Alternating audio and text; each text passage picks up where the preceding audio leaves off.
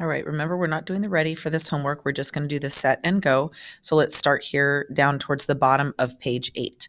The domain is going to be looking at your x values of this graph for the whole graph, not just each piece. I know that we've been working on piecewise functions, but they're talking about the domain of the entire function. So doing the x values from left to right, do you see that this one goes from -2 to 7? And then we're looking to see if we're including these values or not. So notice that up here, this has a closed dot. So we're going to put a closed equal to bar there. And then over here, we also at the 7 have a closed dot. So we're going to put an equal to bar here. So I say that my domain goes from -2 to 7. I can also, because I'm doing the domain of a continuous function, put this in interval notation. I could say it goes from -2 to 7. So either way you wrote this would have been correct. How'd you do? The range goes for the y values. Now we're going to be looking at the y-axis, and it goes bottom to top. And so the lowest point of our graph, hitting right here, goes from -3 all the way up to the highest point right here, 6. Now I'm looking to see about the closed or open dots. Since this happens to be an included closed dot, we're going to make sure to put an equal to bar here. And since up here has a closed dot as well, we're going to put an equal to bar here. We could have written it like this in set notation or also in interval notation because it's a continuous function. So we could say from -3 to 6, closed brackets. Either way that you wrote this is perfect. How'd you do?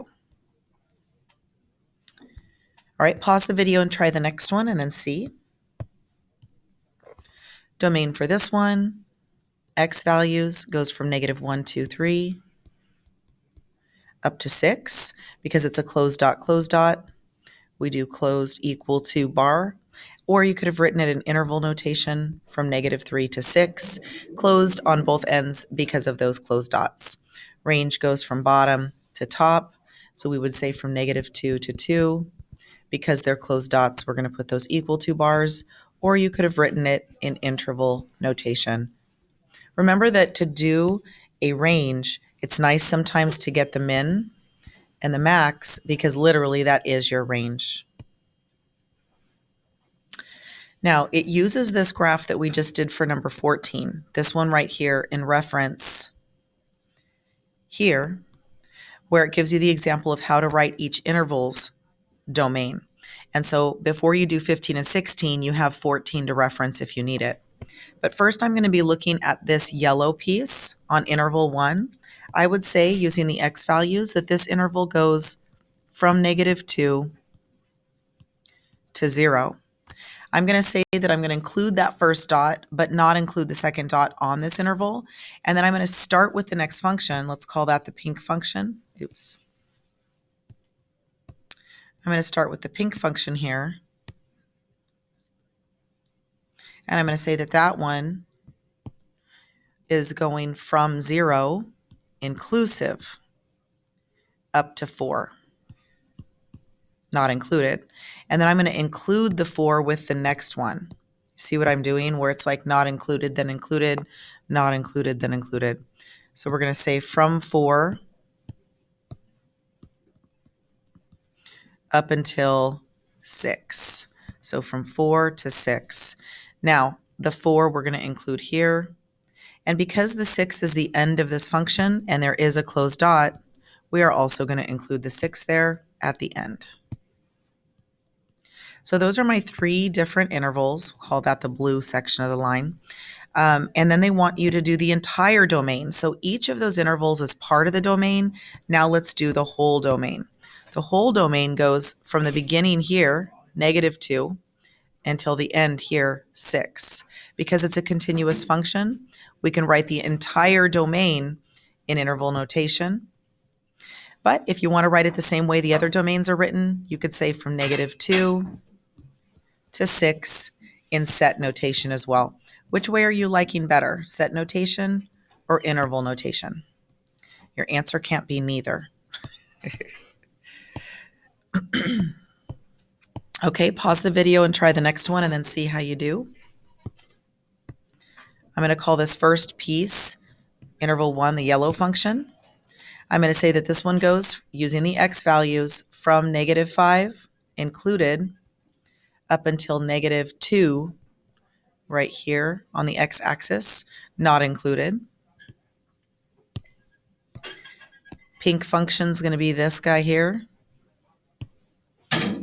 And so we're going to say that one goes from -2 included up until 1 not included. Finally, the last blue function here.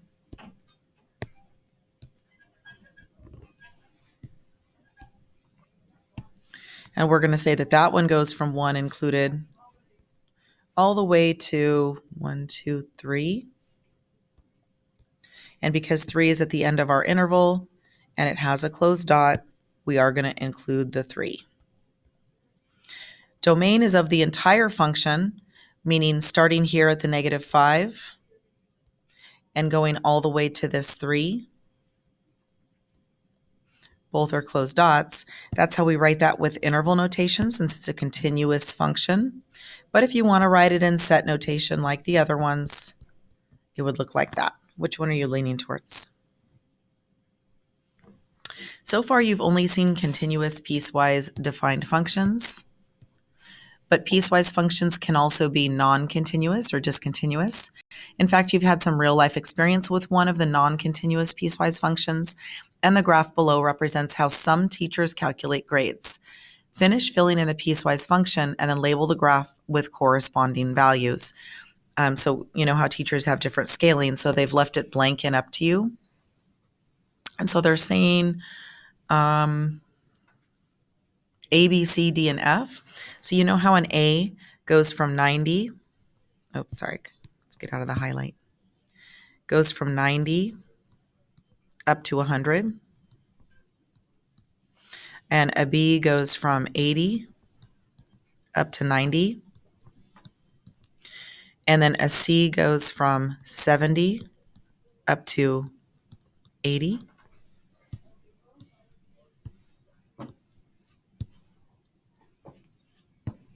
And then a D goes from 60 to 70.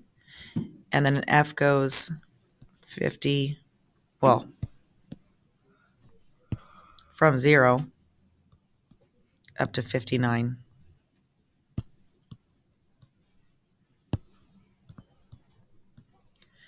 So notice that right here, we're going to have this include the 90, include the 80, include the 70, include the 60. But right here, it goes up to the 90, not inclusive, up to the 80, not inclusive, up to the 70, up to the 60. So we can't have a bar at both the 90s. It has to only be included in one of the functions. Keep that in mind. So this right here represents 0 up to 50. And then notice that it jumps up to the next grade level.